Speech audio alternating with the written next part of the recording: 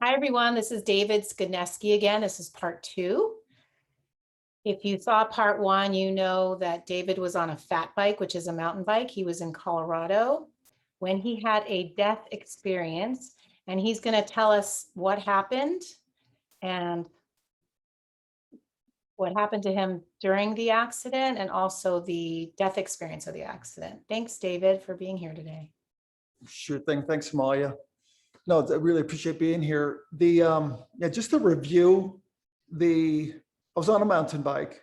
It was a couple of years ago in February, and at nighttime, and I was riding my bike just to burn off some steam from the week. It was Friday, and as I was riding my bike, I hit black ice and skidded off the bike path or the sidewalk that I was on, and my front tire hit a frozen log on the ground, and immediately I was catapulted onto the top of my head, where I felt a crack and then this stiffness in my neck, and I knew, I said to myself, I just broke my neck, and then everything went empty of space and time and color. Everything was empty. There was void. And then then everything went amazing white light. And there was no pain whatsoever in my body. In fact, it was quite the opposite. Everything was just great. Everything was blissful. Everything was enjoyable, loving, playful, beautiful. It was just filled with what we so often know and culturally know as heaven. And everything that I wanted to experience, if I just was imagining it, it was happening immediately. And I felt beings all around me and just kind of not so much as guiding me, but basically acknowledging that I'm there. And we're talking, there's no way I can say it's an indefinite number. What I've used hundreds of millions of entities or beings that were there to welcome me. And this is important too, because from what I experienced was this happens to everybody. Now, having read a little bit about this, it seems like some people don't experience that. And this is the belief part of it. And it makes me wonder if people need to prepare in some way.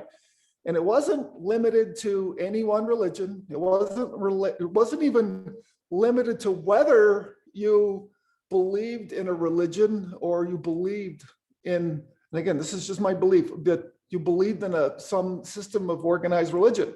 It was know where you are, then you can choose how you want to progress for your life, and life is eternal. And and I felt that, and so I was hanging out in heaven for a time, and then there was even more to be experienced, and I was getting ready to leave. And I estimate that I felt like I was there 6 days or so, don't know, maybe 7, just the amount of experience, because just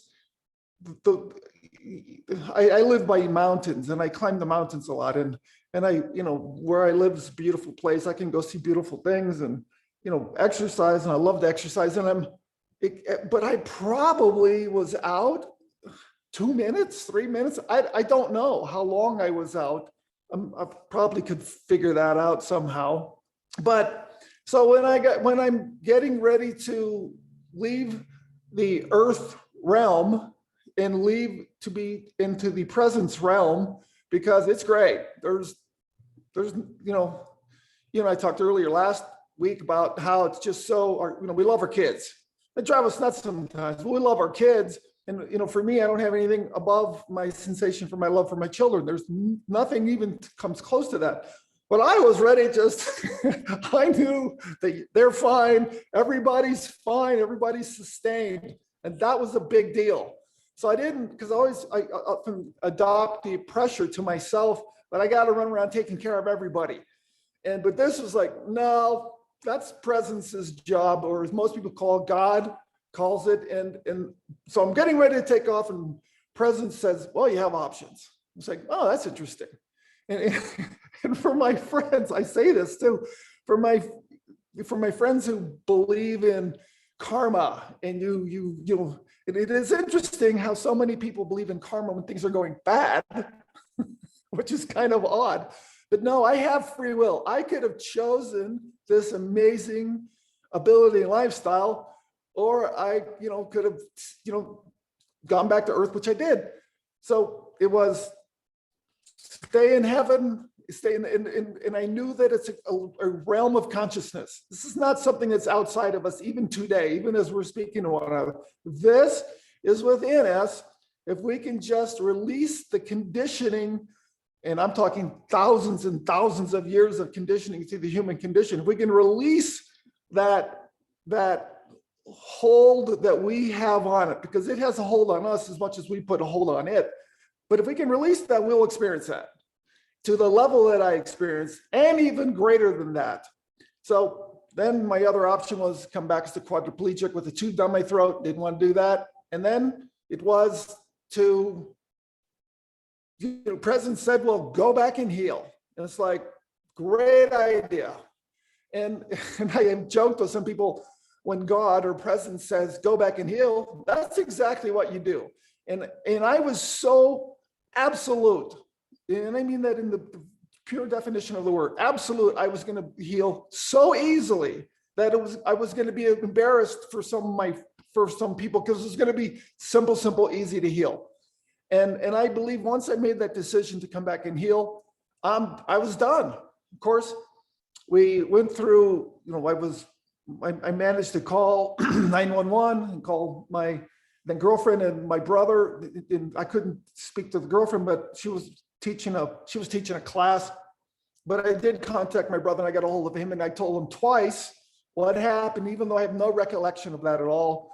Vague recollection that I dialed 911. All I remember is having a phone in my hand somehow, because, you know, it was difficult for me to even take that thing off when I'm lucid. Paramedics show up, load me in the ambulance, and send me off to the medical center of Aurora.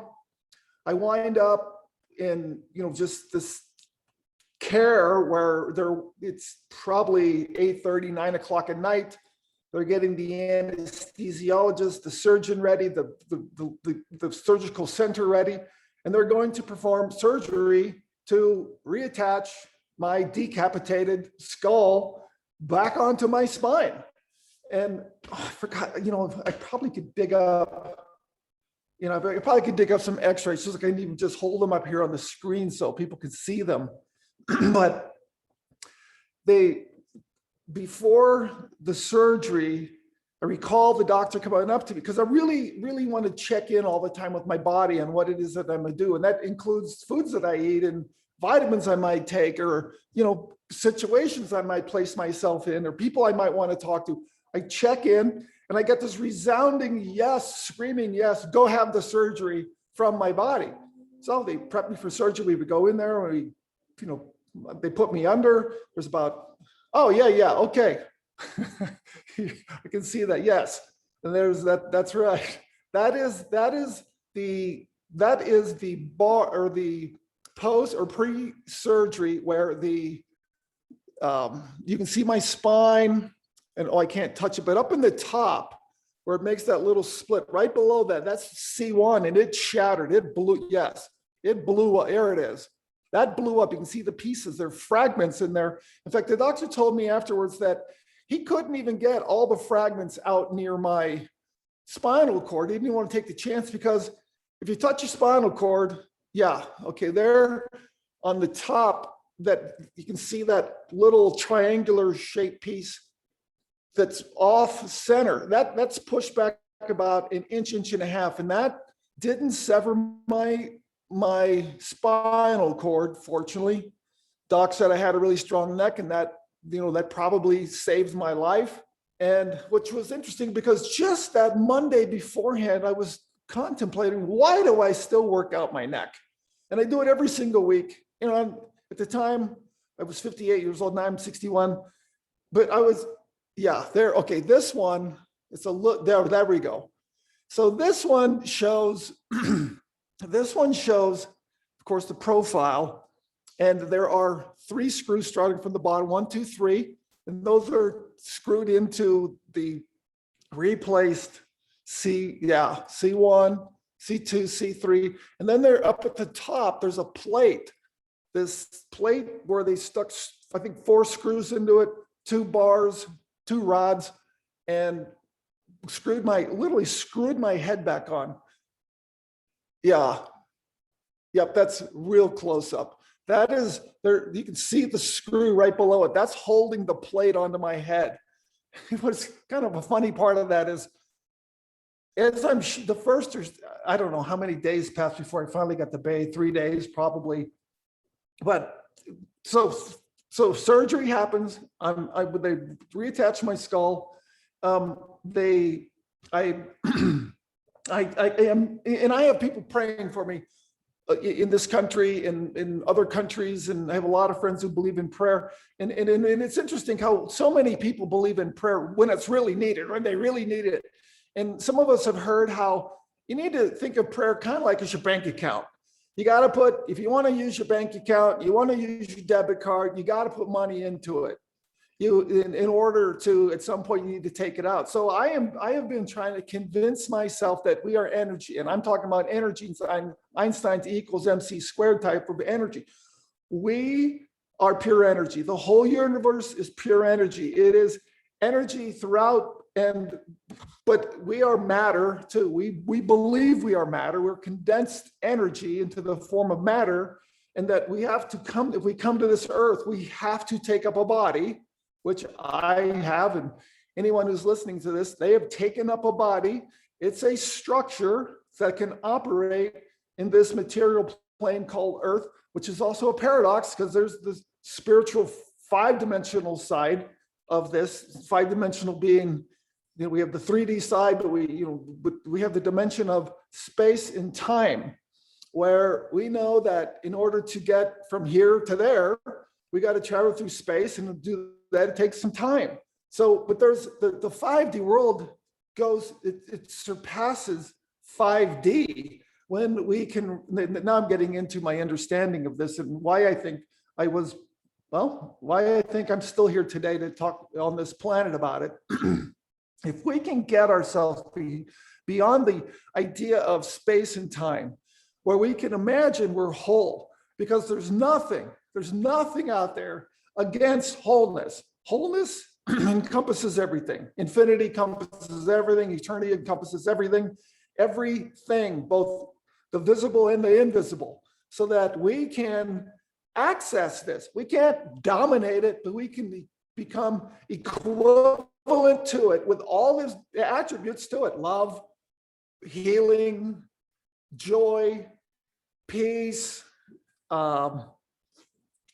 friendships of every single kind. But we have to, everything has to be equated to it. In other words, this form that I can see myself in when I'm looking at the screen, this is constantly, some of us know this is constantly shaped. We're losing, 50 million cells every couple of minutes, or we're just losing cells, we're regaining all the time. It's just going on all the time. This is energy that is manifesting as cells that are coming and going the whole single time. And that's kind of a reference point for us to use. So if we can use this idea and become to this wholeness, this pure energy, and let it encompass us, then we access it and we can heal ourselves. And really, it comes down to a pretty simple thing. There is the 3D world, the dis-ease world, and then there's the ease world. That is the 3D world sits in the 5D world. The 3D world is the potentially dis-eased, put out of ease world. But in the 5D ease world, everything's ease. Everything's ease. As I say, what I experience when I'm in this presence realm, as I call it, I'm in there, and everything is ease, not a burden at all. There's nothing. You can't even worry there, which is an interesting concept. You can't worry there because everything. And if you're conscious and you can see what you're experiencing, what you're imagining at the same time, that's a great feeling. And that, when I'm going to speak now to the people who know the whole Lord's Prayer. And I've thought of this in a lot of different ways, but it says, our Father. Well, okay, you can have my mother too, my mother, our mother. You can have our presence, our super energy. It doesn't care what you call it. That is our foundation. That is the presence, our presence, which or who is in heaven, in this bliss, this realm. We want to experience that on earth. We have to express that on earth. We have to equate ourselves to that here on earth, to experience it here on earth. And I think that's why we do come here on into this earth. Now, I'm going to speak a little bit back to what happened while I was there, and when I'm post-surgery. I'm laying in the bed. I was intubated, and they took the tube out, and it was difficult for me to breathe. They gave me something, phlegm was building up, and I was literally choking. And I would just keep myself from panicking. And I would, they finally just let me have this long suction hose device just to keep myself open, because I was suffocating. And it was scary, because I was always it felt like I was like 10 seconds away from losing it. But so I kept sucking that out. And after, I don't know, about a week or so, that inflammation that was in my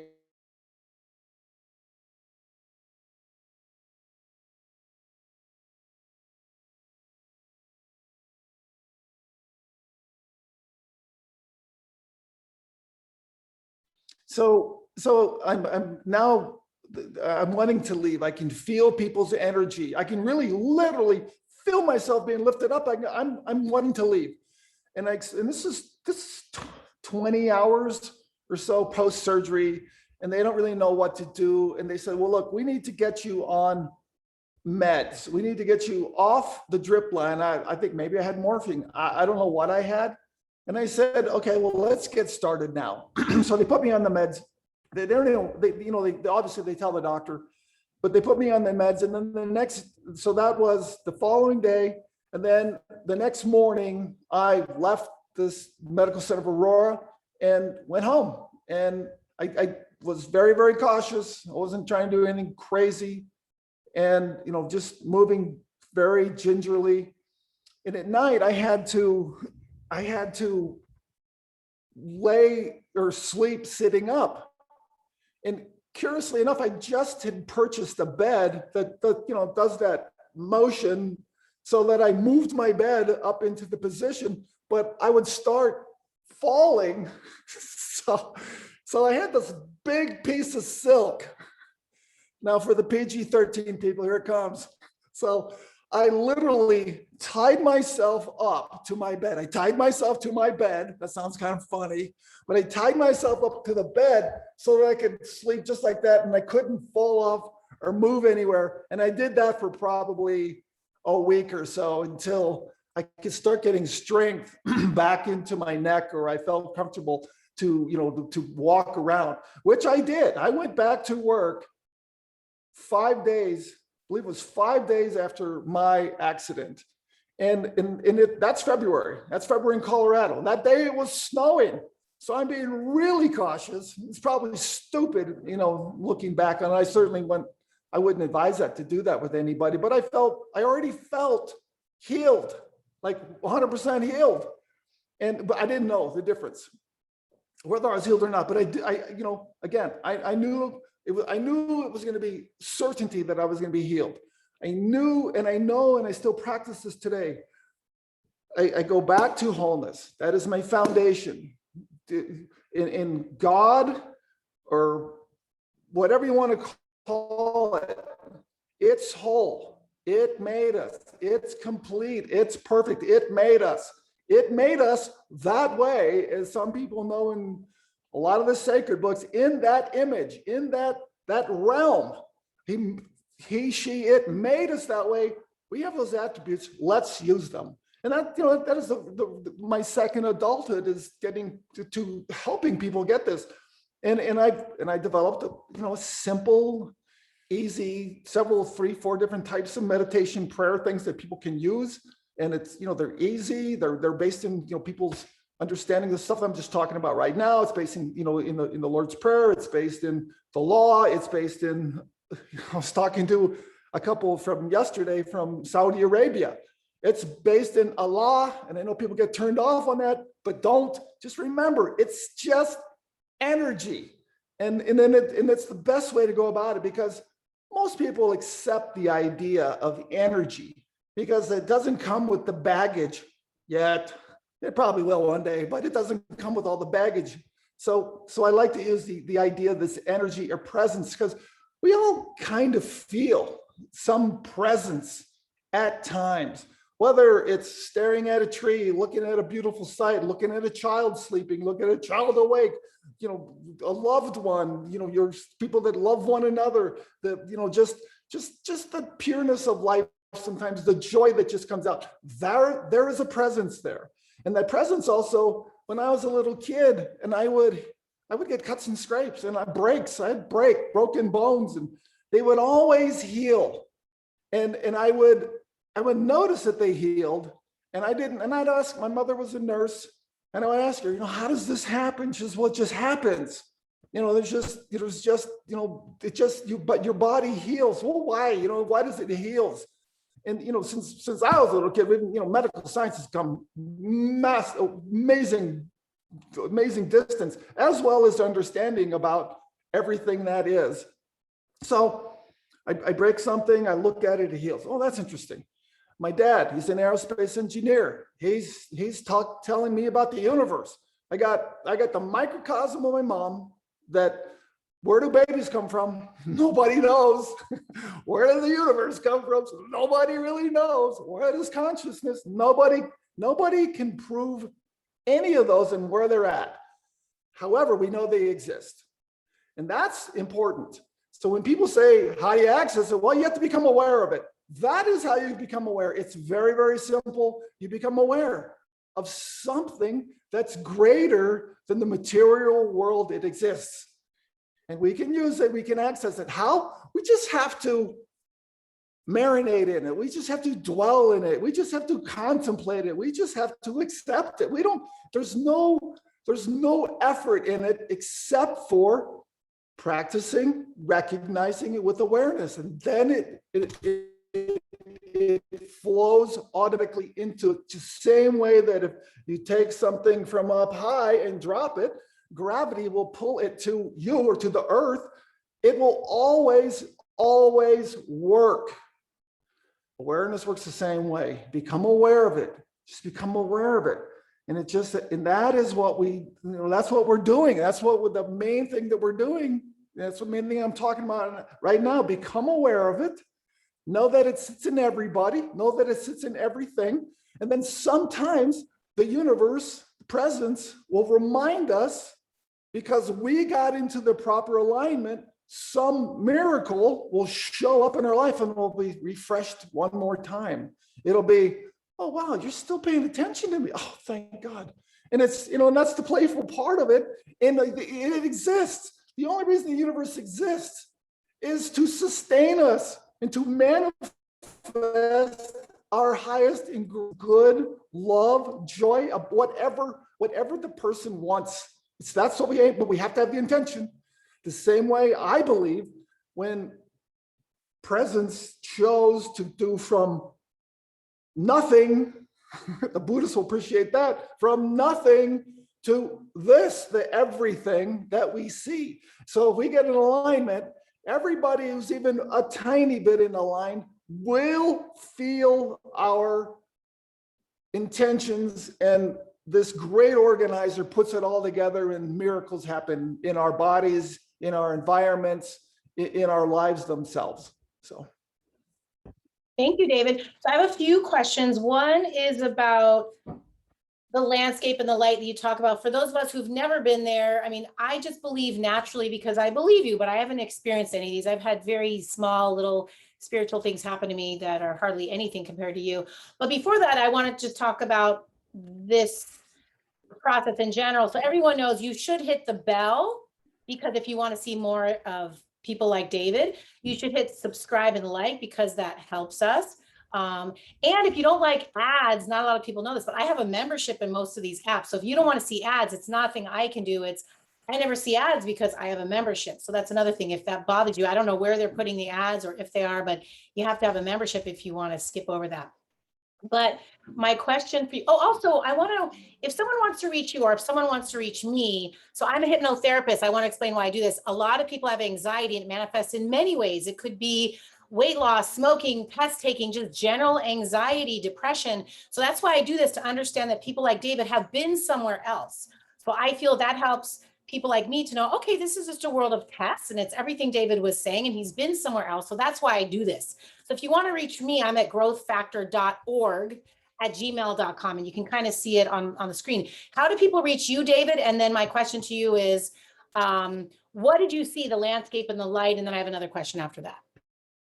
Sure. The easiest way to reach me is via Sheepdog Dave, SHEEPDOGDAVE, the number 1, at gmail.com. Dave, or sheepdogdave1@gmail.com.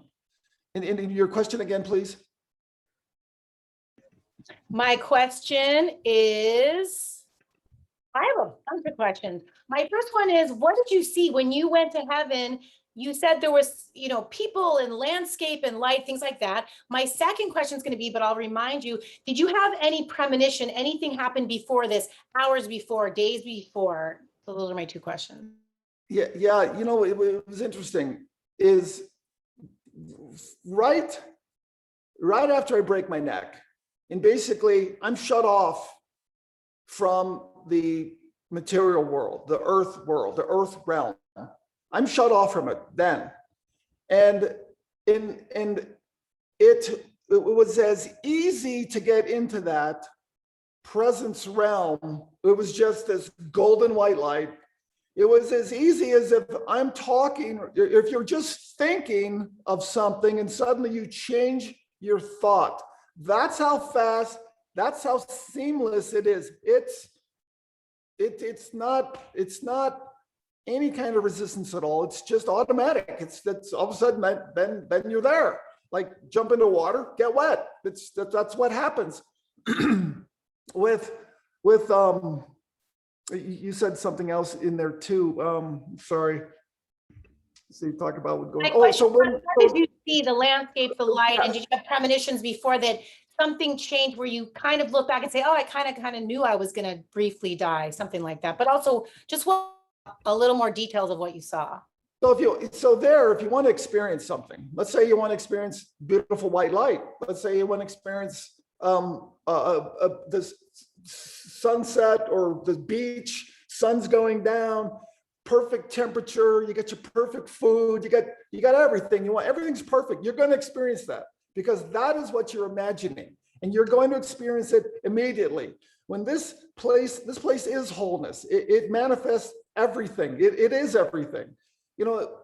So I would assume if you've grown up in a place where it's a desert and you only know desert, and there's a place in the desert that's just beautiful and it's reviving, you're going to experience that. It's whatever a person wants to experience. And the more conscious a person is prior to going there, I believe, that's Guinness's belief, they're going to experience more. They're going to experience in an easier, and they're going to know they're experiencing it instead of just haphazardly and unconsciously banging into things and then unconsciously going into the next realm. I believe, again, this is belief, but it was my experience. My experience was I want to become more and more and more aware. And I should say something, we're talking about premonitions too. I try to live I know, but I'm going to tell the people, roll your eyes now. Because I try to never lie. Don't steal. Don't cheat. Don't kill. Don't, because if we lie, we send the message to the universe saying, you're not going to sustain me. We lie because it's not going to tell us the truth. It's not going to give us the next greater something. If we kill, and again, this is belief, we kill, we can experience that. If we're taking life, we're going to experience that. That's just how it goes, because that's our consciousness. If we're using our time on this planet to become less of an aware human being and become fill in the blank, whatever description you want, and we're in that mindset, or heart set in particular is what I like to call it, we're going to experience that. So if you experience a life, if you can imagine, if you can sense, and the heart's a big one on this, if you can sense through your heart intelligence that the universe is for us. In fact, when I came back, I was telling everybody, the whole universe, the visible and the invisible universe is rigged in our favor. It's here to rig in our favor. All we have to do is get in alignment with it. If we lie, we're out of alignment. If we cheat, we're out of alignment. If we steal, we're out of alignment. And we'll get more of that because we're sending the message to the presence. The presence always says yes, because there's not an adversary to the presence. It's its own infinite, sustaining, ever-present presence. That's what it is. The premonition I had right before I was on my bike, and I had the helmet I have on my bike is you screw this thing down to your head. You don't have to have a chin strap on it, but it's a good idea. But I'm on it and I'm thinking, like 5 minutes before that, 3 minutes, whatever, I'm thinking, shoot, my chin strap's loose, and no big deal. I think I shook my head and the thing wasn't moving at all. But I had an awareness something was coming, which I just ignored. And to my peril, throughout my life, when I've gotten that premonition, and I think everybody does it, and at the point of becoming aware of our situation, our circumstances, our surroundings, gives us that opportunity to avoid some of the things that are detrimental to us. But we can even, I had plenty of times, we can even get the message, ignore the message, experience the result. Because in the space, the time space, it's happening all the time. It's not linear. Time is not linear in the 5D world. It is happening, it is unfolding all the time based upon our awareness. We change our awareness, we will change our experiences. And I'm as guilty as anybody about that. I want more peace, I want more friendship, I want better relationships, I want more love, I want more abundance, I want more freedom, I want all that. The problem with wanting is it sends the message to presence saying he wants wanting. That means he's not going to get because he's still in wanting. Recognizing abundance, recognizing peace, recognizing joy, recognizing love, recognizing fill in the blank, and then expressing that through our lives brings that to us. That is why it's important to do the 8 precepts, the 10 commandments, I forget what it is called in Islam, but they have their rules too. And there's structure to follow. And the same thing in Judaism. It has a structure to have a better life. There are certain things to do. For example, I used to be turned off by the whole idea of chakra. I figure, and I got exposed to that in the late 60s and early 70s. I just thought it was another way for some people just to avoid doing the work. So I've been kind of poo-pooing it most of my life. But I have discovered, call it your chakra, call it your meridians, call it your energy, call it whatever you want. It's there. And there's a technique that I use, and it's simple. I start with right in the area of our perineum. And for people to understand where that is, it's the one that that can stop you from peeing. You squeeze your perineum, that can stop you from urinating. That's called the root chakra, the first meridian, the first energy center. That exists. And to make it even more poignant upon people where it exists, especially for two people who are in a relationship that is greater than just hugs and kisses, when we are pushing our pelvic bones together in that area, we feel an energy. It's there. We never thought of it. Well, I've never really thought of that. Yeah, no, there's an energy there. We feel it. Well, what is it? Well, that's your root chakra. Start using that one. And rather than using it for, and look, there's nothing wrong with sex. Sex is a great thing. Instead of going this way outward, bring it up. Bring that, we feel that energy, bring it up, bring it to the top.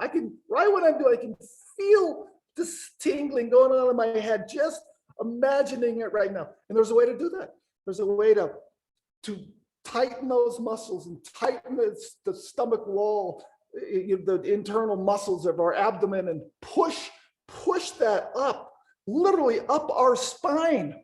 And there's fluid running in our spine that works like a battery, that works like a magnet. It draws stuff to it. And now we combine that with a higher emotion.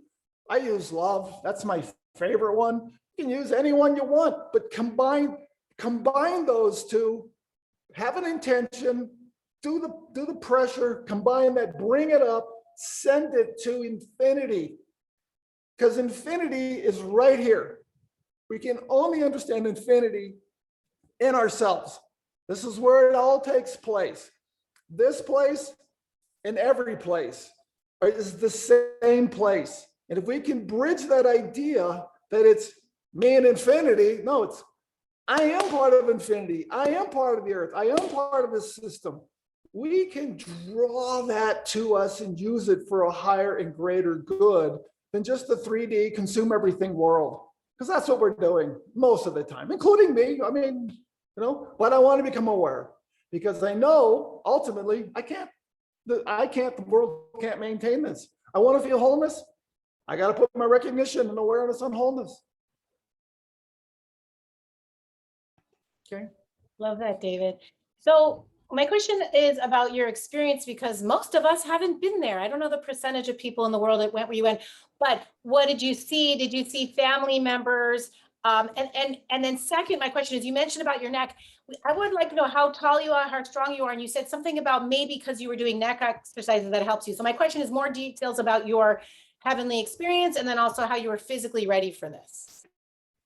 That is actually a great question, because including myself, we just want to do, I'll speak for myself. I want to do the minimum and I want the maximum. That's what I want. But it only takes a little bit. But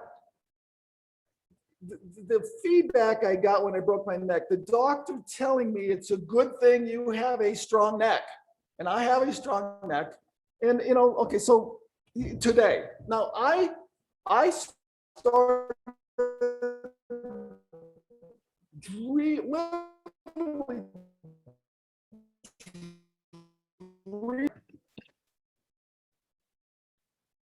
so I'm at Washington. I'm getting ready to go start working on Washington Park because I'm almost, and we move.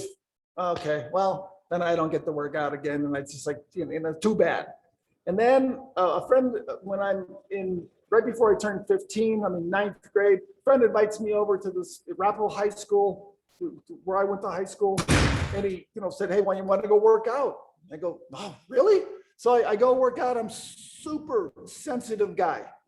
And I hang out in the corner and do nothing.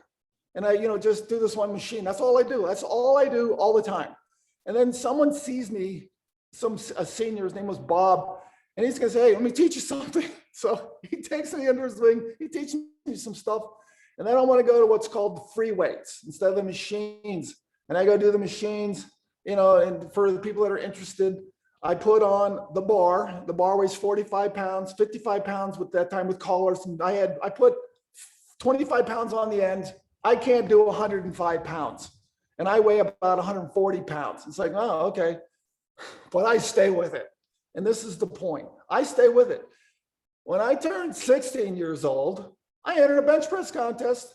I got beat by two guys, an 18-year-old and a 19-year-old. But now I'm benching 260 pounds. So I went from 100 to 260 in about a year and a half.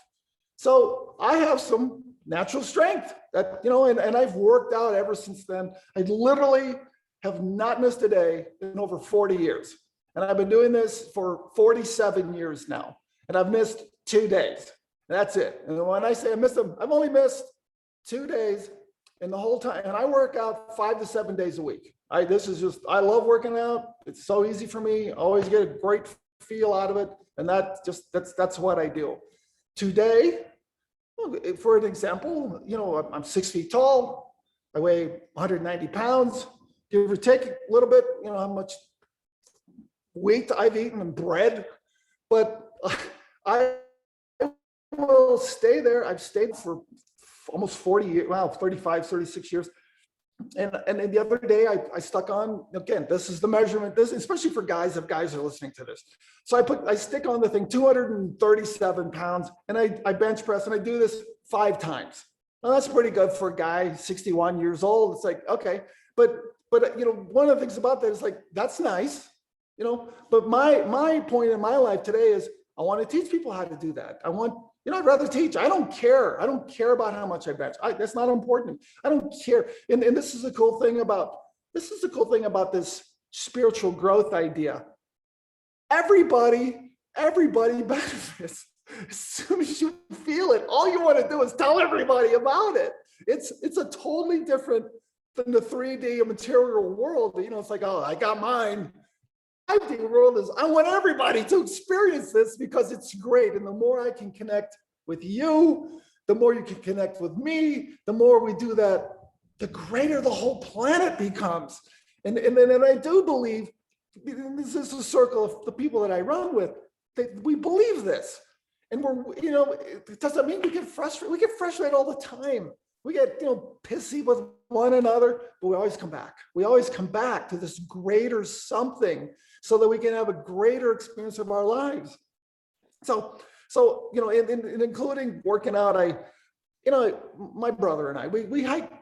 I'm pointing that direction because over there, that's to my west. That's where our mountains are, and we go spend time in the mountains. And you know, we here's okay. Yes. So we climb the mountains. I'll finish that thought. And we do stuff that 20-year-olds do. Now, here's something else. And this is important. And I think this is going to make people, including the supplements I take and stuff. And I'm not here selling anything. Not yet, but I'm going to, because this is my second adulthood. This is it. I enjoy this. And I'm a construction guy, just so you know, people, my job. I started off building rock retaining walls. It's the hardest job it's probably the hardest job out there in construction. We were lifting, you know, I'm lifting 10 tons easily of rock a day.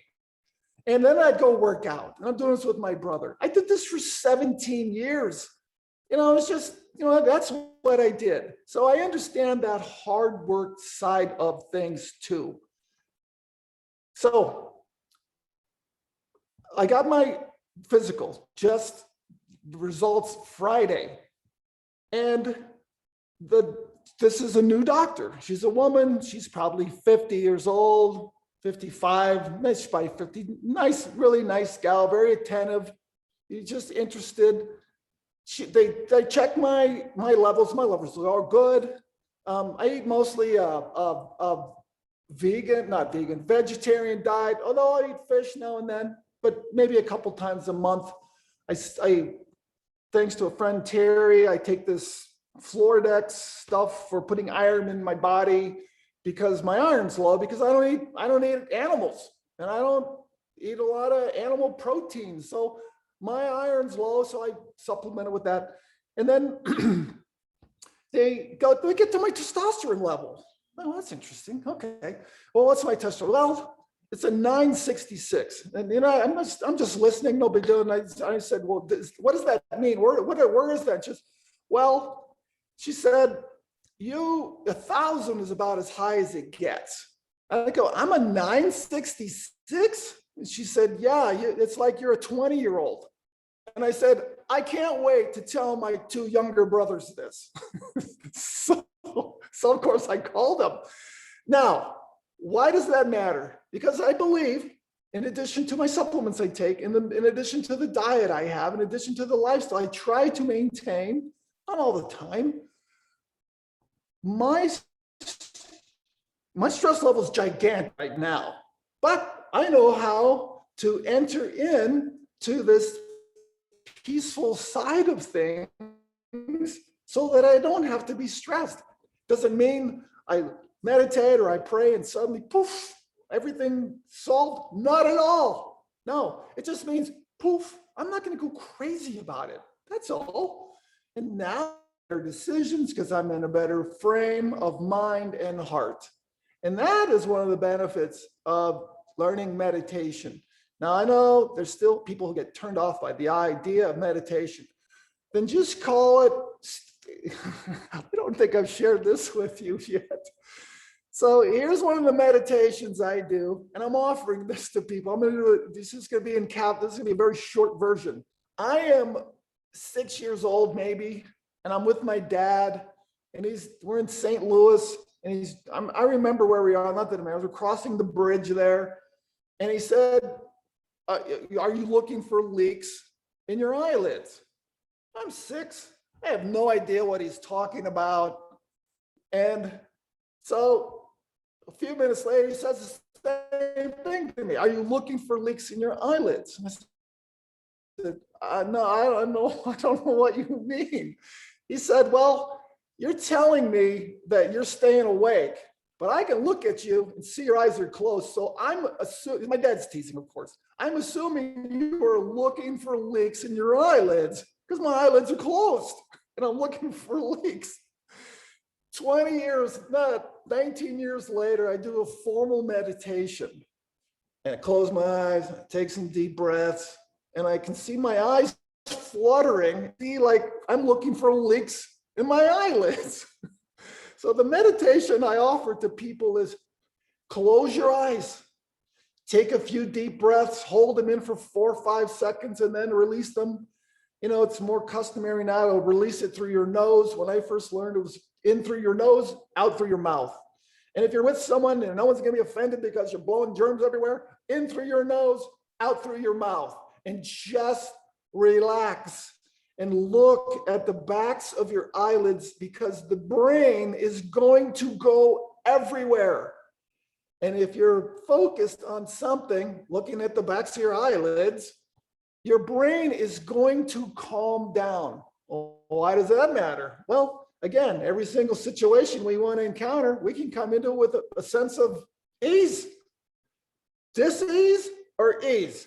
We can practice. If we practice doing the meditations or looking at the back of your eyelids and breathing, that, fill in the blank, you will get the same response and just relax. We are calming the agitation. Literally, we are calming the agitation within the synapses of our neurons in our brains. The part that we are running around sometimes, I'm speaking about myself, and I'm looking for myself from where did I put it? It is in my hand. Sometimes I get that crazy. No, we got to calm down. We have to calm down. And then sprinters, I was a very fast guy. Sprinters, no, when you line up to start a race, the first thing you have to do is relax your body to project yourself off the starting line. Works the same way with any meetings we start. Makes the same way with any time we start a new conversation. Makes the same way we start anything that's hard. And if we go in here with the understanding that we're going to do so with gratitude, look, I've got a job because this person's going to talk to me. We remind ourselves, I am grateful I have a job. Maybe not where we want to be that as it may. Get yourself calmed down and automatically the creativity increases because the agitation is calmed down. The creativity can't get through the agitation. It is literally like a barrier from new thoughts coming through to creative thoughts. And that's why we meditate. There's a real practical use for this type of meditation, and they're easy. And all you got to do is practice. That's it. Just practice. I don't know if I answered your question, but I enjoyed saying that. Oh my God, I'm enjoying you so much. We're almost hitting an hour, so I think we're going to pause for part 3 because I think most people listening to you, if they're like me, I just love hearing everything you have to say. I want to know so much more. I want to know the supplements you take. I want to know the workouts you do. I want to know more about your death experience because I think that's why a lot of people are here. So I guess I just want to hear from David Skidneski, just a general summary, and then we'll do part 3, and we'll probably see you in a different position, in a different shirt. It'll be a different day in beautiful Colorado where you are. So what's your basic summary of what you want to say to everybody? Well, thank you very much, Amalia. The basic summary is the near-death experience, summarizing is, we are not just the consciousness that is on this material world, this planet. We are also the consciousness that is in another realm, that is beyond us, that assists us into advancing not just ourselves, but the whole human race. And I believe enough people do this, we will find fire for the second time. As far as the supplements I go, that's a lot. So I don't know. Anything else you want? Oh, so much. But I guess we'll have to do part 3 because it's almost an hour. So we had part 1, we had part 2, and then we'll meet again for part 3. I just thought if there's anything else you can think of in summary, but it sounds like you did that. And I think we'll say goodbye to everyone. So happy everyone. And look down in the comments. We'll always have, David's link, my link, if you need to reach us. And who knows what else will be down there in the comments. Just press that little arrow and you'll see our comments and then all the guest comments. Anything else, David? No, thank you, Amalia. Thank you, David. Thank you, everyone.